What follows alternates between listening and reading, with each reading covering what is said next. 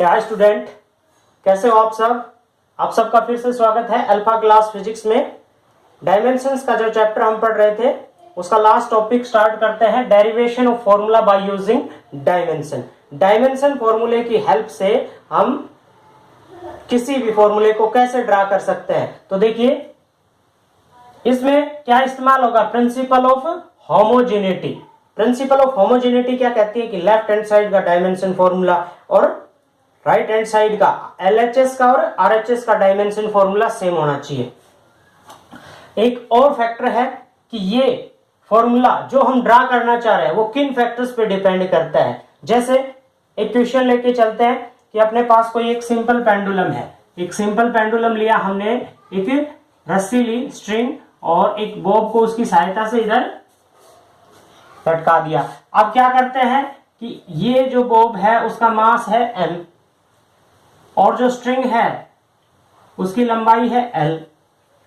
तो आगे आने वाली यूनिट्स में हम पढ़ेंगे कि ये बॉब, जैसे घड़ी का पेंडुलम इस तरह से मूव करता है तो ये बॉब इस तरह से मूव करेगा, तो एक रिवॉल्यूशन जो है वो इसका कितने समय में कंप्लीट होगा। तो time period of one revolution का टाइम पीरियड किन किन फैक्टर्स पे डिपेंड करेगा इसमें, मास ऑफ बॉब, लेंथ और acceleration due to gravity g, इन फैक्टर्स पे डिपेंड करेगा। तो t टाइम पीरियड, देखिए एग्जांपल लेते हैं, time period of simple pendulum directly proportional to mass, length and acceleration due to gravity. अब मास है कितना, मास के बारे में हमें नहीं पता कि, तो इसकी पावर हमने कंसीडर कर ली a, l की पावर ले ली b, g की पावर ले ली c हमने, और डायरेक्टली प्रोपोर्शनल के साइन के लिए लगा दिए कांस्टेंट क्वांटिटी k। अब लेते हैं principle of homogeneity. Left hand side में क्या है अपने पास, t का dimension formula m0 l0 t। Right hand side में अपने पास, राइट हैंड साइड में क्या है, मास, तो m की पावर a, l की पावर b, g क्या है, एक्सेलरेशन ड्यू टू ग्रेविटी, और उसका डायमेंशन फॉर्मूला क्या होगा, lt-2, इसकी पावर c, तो l की पावर क्या हो जाएगी cb, और l की पावर क्या है b, बेस से में तो पावर क्या हो जाएगी ऐड b प्लस c, और t की पावर क्या है -2, और मल्टीप्लाई होगी पावर की पावर -2c। तो यहाँ पे प्रिंसिपल ऑफ होमोजेनिटी अप्लाई करते हैं, तो m की पावर यहाँ पे क्या है a, यहाँ पे क्या है 0, तो a इज इक्वल टू 0। इधर क्या है l की पावर b प्लस c, इधर क्या है 0, तो b plus c is equal to 0। और दूसरा क्या आ गया, t is equal to -2c, और इधर कितनी है पावर 1, तो 1 पुट कर दी। अब a b c की वैल्यू निकाल लो। a की वैल्यू तो आ गई अपने पास 0, और b इज इक्वल टू कितना आ गया -c, और c इज इक्वल टू कितना आ गया, देखिए इधर है मल्टीप्लाई में, उधर जाएगा माइनस में, सॉरी डिवाइड में, तो c is equal to 1/2। b की पावर b की वैल्यू आ गई अपने पास, c की वैल्यू आ गई, और a की वैल्यू इस फॉर्मूले के अंदर हम इसको पुट कर देते हैं। तो देखिए कैसे पुट करेंगे,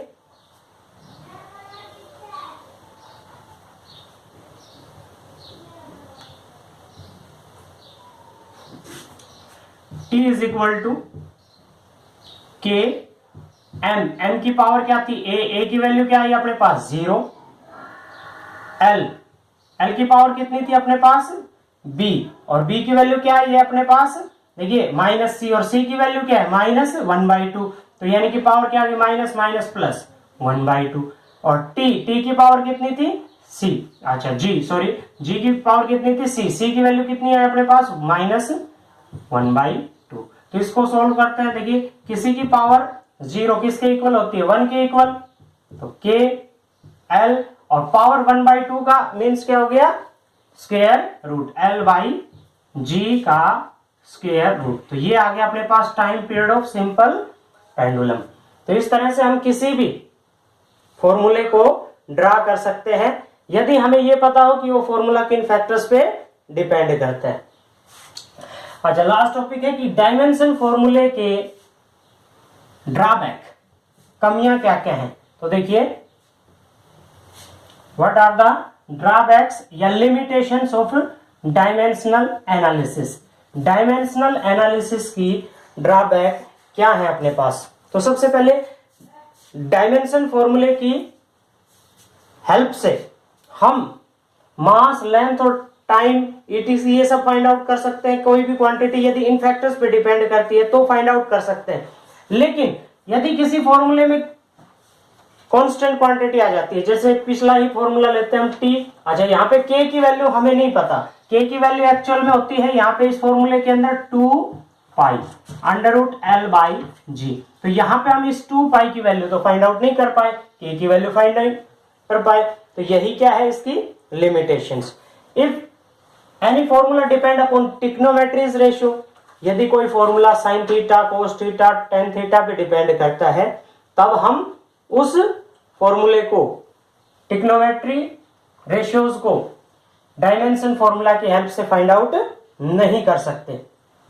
अच्छा, जैसे कोई भी फॉर्मूला एक से ज्यादा क्वांटिटीज पे डिपेंड करता है, फॉर एग्जांपल जैसे अपने पास s is equal to u t plus 1/2 a t square, ये मोशन की सेकेंड इक्वेशन है, मोशन की सेकेंड इक्वेशन है। अब इसमें क्या हो गया कि अपने पास राइट हैंड साइड में दो फैक्टर्स आ गए, यानी कि दो टर्म्स आ गए अपने पास, तो हम इनको फाइंड आउट नहीं कर सकते, किसकी हेल्प से, डायमेंशन फॉर्मूला की हेल्प से। तो ये सब क्या थी, लिमिटेशंस। तो यहाँ पे अपना ये चैप्टर फिनिश होता है, आपने करके देखना है। तो देखिए किस तरह के क्वेश्चंस इस पे बनते हैं, एक क्वेश्चन की प्रैक्टिस हम करते हैं। देखिए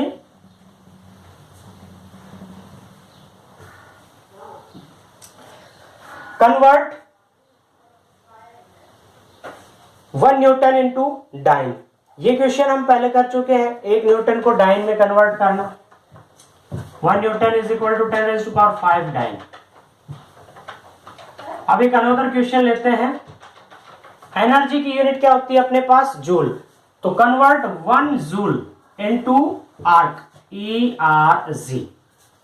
अब अपने पास जैसे यहां पे हमें ये नहीं पता था, तो क्या है, तो कोई भी क्वांटिटी है, जैसे इसमें किसके इक्वल है, N1 U1 is equal to N2 U2। अब अपने पास N1 की वैल्यू तो क्या है अपने पास 1, N2 की वैल्यू हमने फाइंड आउट करनी है, तो N2 इज इक्वल टू किसके इक्वल हो गया अपने पास, N1 U1 अपॉन में U2।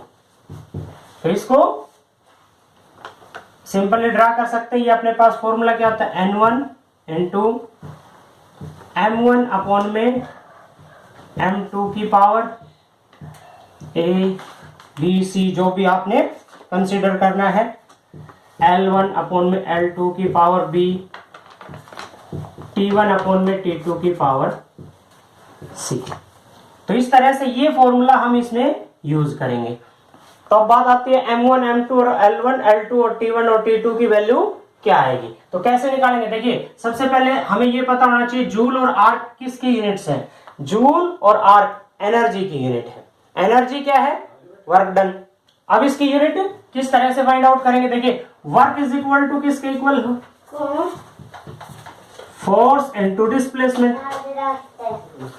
फोर्स का dimension formula ML_T-2, dimension formula of distance L, तो क्या हो गया ML²T-2। ये डायमेंशन फॉर्मूला आ गया अपने पास वर्क या ये कहें एनर्जी का। तो इस डायमेंशन फॉर्मूला को कंपेयर करते हैं कि पावर n की कितनी है 1, L1 L2 की पावर कितनी आएगी 2, T1 T2 की पावर कितनी आएगी -2, N2 is equal to N1 N2।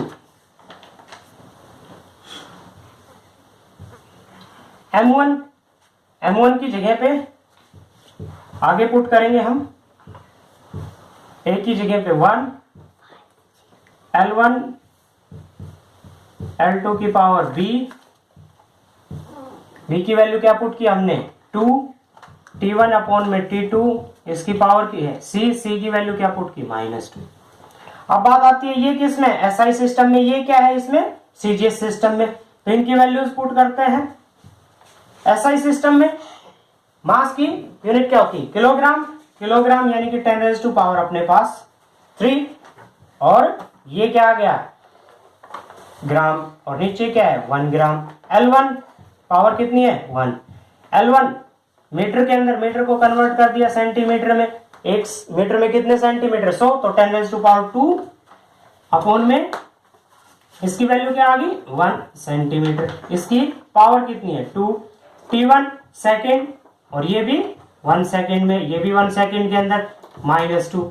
तो ये आ गया आपके पास पावर, देखिए कितनी, सॉरी n1 आएगा यहाँ पे, n1 into 10⁻³ into पावर की पावर क्या होगी, मल्टीप्लाई 10⁻⁴। तो बेस सेम है तो पावर क्या हो जाती है, ऐड 10⁻³ into 10⁻⁴। और n1 की वैल्यू क्या है अपने पास, यहाँ पे 1। n2 इज इक्वल टू कितना आ गया, 10⁻⁷। n2 की वैल्यू क्या आ गई, 10⁻⁷। It means 1 joule is equal to कितना आ गया, 10⁻⁷ आर्क। इस तरह से हम एक सिस्टम ऑफ यूनिट को अनदर सिस्टम ऑफ यूनिट में कन्वर्ट कर सकते हैं। ऐसा सिस्टम को किस में कन्वर्ट कर दिया, सीजीएस सिस्टम में। तो इस तरह के क्वेश्चंस की प्रैक्टिस आपने करनी है, ठीक है। मिलते हैं इसके बाद फिर अगले वीडियो में। स्टॉप करो।